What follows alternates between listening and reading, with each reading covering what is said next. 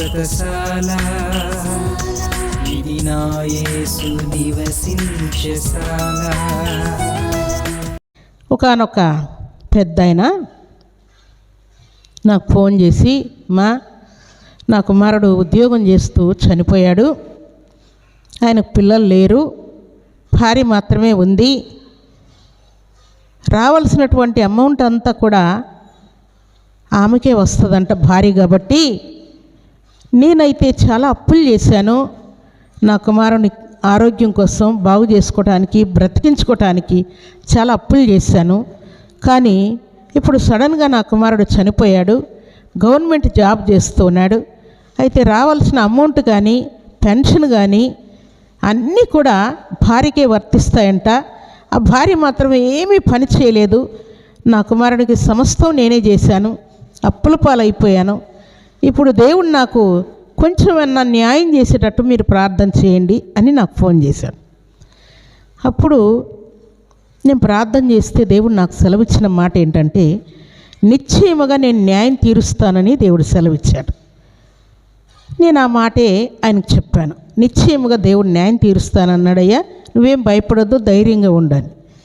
సరే, ఆ డబ్బులు వచ్చాయని ఆఫీస్ నుంచి ఫోన్ వచ్చిందంట. అయ్యా పెద్దాయన, నీ కోడల్ని తీసుకొని ఆఫీస్కి రండి, అమౌంట్ వచ్చింది, మరి నీ కోడలు సంతకం చేస్తేనే ఈ అమౌంట్ మీ చేతికి వచ్చేది అని ఫోన్ చేశారంట. అప్పుడు ఆమెకు ఫోన్ చేస్తే, నేను సంతకం చేయాలంటే కనీసం ఒక 30,000 నాకు అమౌంట్ ఇవ్వాలి, అప్పుడు నేను సంతకం చేస్తాను, లేదంటే చెయ్యను అంటుందంట ఆమె. ఆడ వచ్చిన అమౌంట్ ఎంత అంటే 1,60,000 వచ్చాయంట. సరే, ఇంకా ఆమె సంతకం చేయకుంటే అమౌంట్ రాదు కాబట్టి, సరే మా 30,000 ఇస్తాము, రా నువ్వు వచ్చి సంతకం చేద్దువు కానీ రా, చాలా అప్పులు ఉన్నాయి కట్టవలసినవి అని బ్రతిమాలి ఆమెను తీసుకొని వచ్చారు. ఆమెను తీసుకొని వస్తే అక్కడ ఆమె డిగ్రీ చదువుకుంది. అక్కడ ఉన్నటువంటి ఆఫీసులో ఉన్నవారు సంతకం చేయిస్తూ ఉన్నారంట. 3 చోట్ల సంతకం చేయించారంట. అక్కడికి వెళ్ళిన తర్వాత ఈమె సంతకం చేయడానికి వీళ్ళు అడుగుతూ ఉంటే, ఇప్పుడు నాకు వీలు కాదు, నాకు ఆరోగ్యం సరిగా లేదు, నేను ఇప్పుడు రాలేను అని 1 నెల వాయిదా వేసిందంట.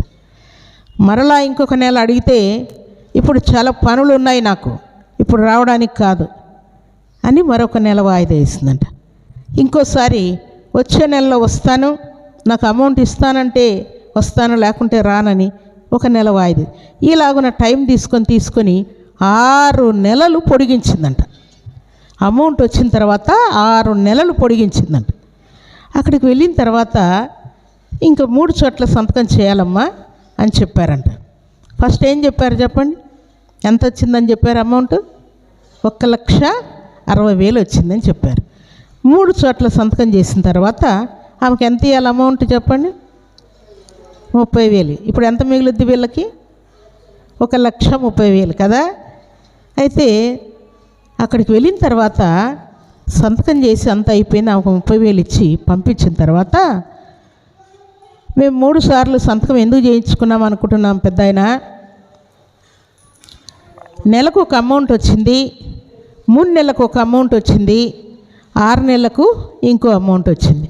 మొత్తం 3 సార్లు రావాల్సిన అమౌంట్ మీరు లేట్ చేసినందుకు, ఎవరు లేట్ చేసింది ఎవరు చెప్పండి? కోడలే కదా లేట్ చేసింది. లేట్ చేసినందుకు 6 నెలలకు రావాల్సిన అమౌంట్, మొత్తం 3 సార్లు రావాల్సిన అమౌంట్ అంతా వచ్చేసింది. ఫస్ట్ సారి వచ్చింది ఎంత? 1,60,000. మొత్తం దాదాపుగా 3,80,000 వచ్చిందంట. 3 సార్లు అయితే ఆమె సంతకం పెట్టేదే, మరలా రెండోసారి సంతకం పెట్టాలంటే మరలా నాకు డబ్బులు ఇయ్యి అనేది, మూడోసారి సంతకం పెట్టాలంటే నాకు డబ్బులు ఇయ్యి అనేది కదా. ఫస్ట్ సారి అడిగింది కాబట్టి. అందుకని దేవుడు నాకు ఇచ్చిన మాట ఏంటి? న్యాయం తీరుస్తానని చెప్పాడు కదా.